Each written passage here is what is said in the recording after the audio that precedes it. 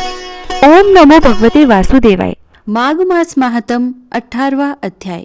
श्री वशिष्ठ ऋषि कहने लगे कि हे राजन, मैंने दत्तात्रेय जी के द्वारा बताया हुआ माघ मास का महात्म कहा। अब माघ मास के स्नान का फल सुनो। हे परंतप, माघ स्नान सब यज्ञों, व्रतों का और तपों का फल देने वाला है। माघ मास में स्नान करने वाले स्वयं तो स्वर्ग में जाते ही हैं, उनके माता और पिता दोनों के कुलों को भी स्वर्ग प्राप्त होता है। जो माघ मास में सूर्योदय के समय नदी आदि में स्नान करता है, उसके माता पिता के 7 कुलों की पीढ़ी स्वर्ग को प्राप्त होती है। माघ मास में स्नान करने वाले दुराचारी और कुकर्मी मनुष्य भी पापों से मुक्त हो जाते हैं, और इस मास में हरि का पूजन करने वाले पाप समुदाय से छूटकर भगवान के सदृश शरीर वाले हो जाते हैं।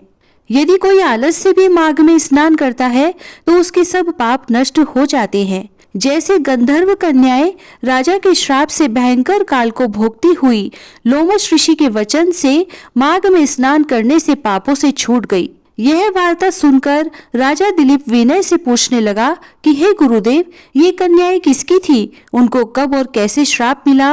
उनके नाम क्या थे? ऋषि के वाक्य से कैसे श्राप मुक्त हुई? उन्होंने कहाँ पर स्नान किया? आप विस्तार पूर्वक सब कथा कहिए।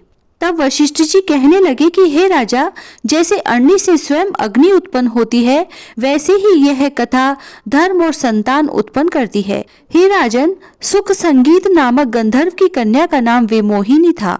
सुशीला तथा स्वर वेदी की सुमरा, चंद्रकांत की सुतारा तथा सुप्रभा की कन्या चंद्रिका, ये 5 सब समान आयु वाली तथा चंद्रमा के समान कांति वाली थी और सुंदर थी।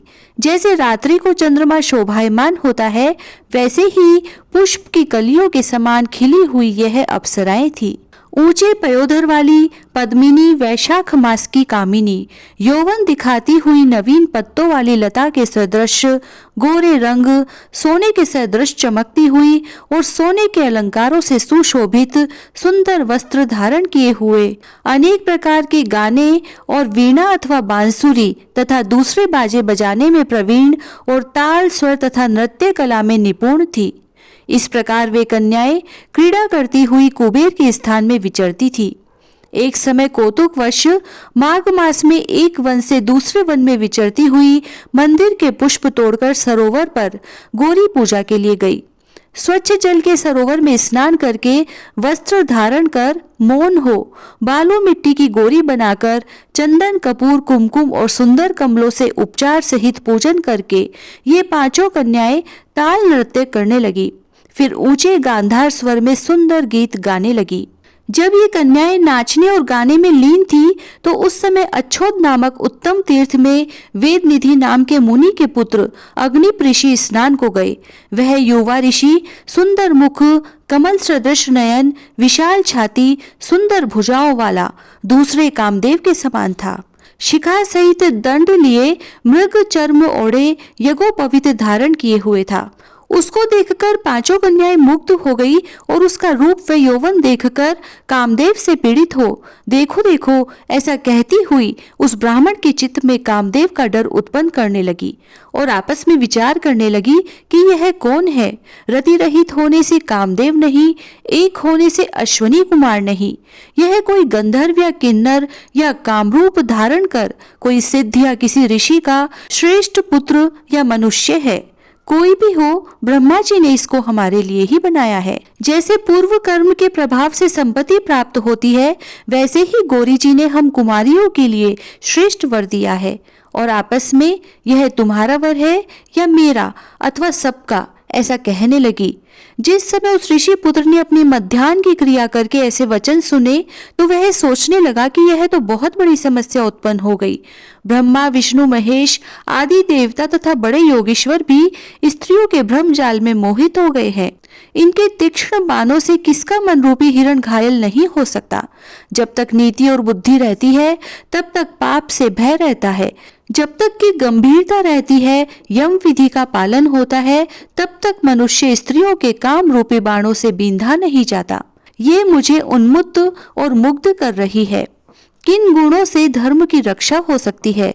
स्त्रियों के मांस, रक्त, मल मूत्र से बने घृणित और अशुद्ध शरीर में कामी लोग ही सुंदरता की कल्पना करके रमण कर सकते हैं। शुद्ध बुद्धि वाले महात्माओं ने स्त्रियों के पास रहना कष्टकारक कहा है, सो जब तक यह पास आए घर चले चलना चाहिए। अतः जब तक वह उसके पास आई वह योग बल के द्वारा अंतर्ध्यान हो गया। ऋषि पुत्र के ऐसे अद्भुत कर्म देखकर वह चकित होकर डरी हुई चारों ओर देखने लगी और आपस में कहने लगी, यह क्या इंद्रजाल था जो देखते देखते विलीन हो गया। और वह विरहा की अग्नि में जलने लगी और कहने लगी कि हे कांत, तुम हमको छोड़कर कहाँ चले गए?